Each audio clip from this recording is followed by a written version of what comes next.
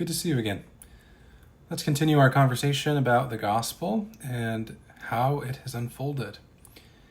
Humanity, from the very outset of our vocation, had failed as icons of the Creator and priests offering up creation to God, that God's operative power might fill all the world. Rather than being conduits of the divine presence, we had unleashed a sickness into the world, which had corrupted it and subjected it to death and disintegration. Humanity itself had become malformed and twisted, out of shape, growing into something other than what we are destined to be.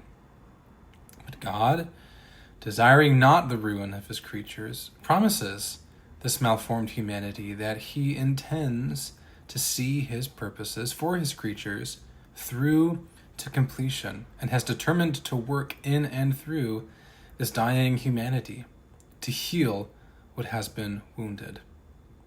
Now, keeping in mind what I've said before, that creation is made to be receptive to God's own nature, what we find throughout the scriptures is God making good on his commitment to the very first humans that he will operate in synergy with them, in and through them, to see his purposes for the world through to the end, and heal the sickness that we've unleashed on the world.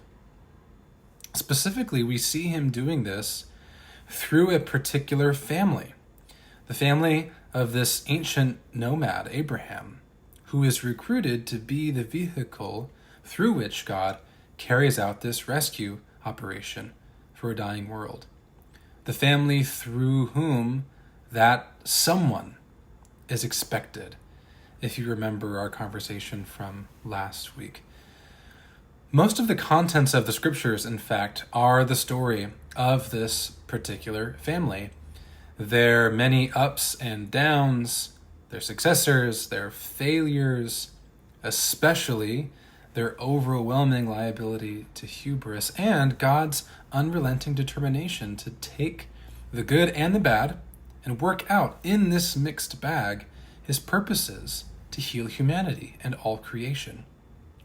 But the tallest peak in the story of this complicated family by far is the realization of God's purposes in and through them to supply a particular person who will confront that snake who deceived humanity, take on our malformed humanity, and renovate our humanity from the inside out.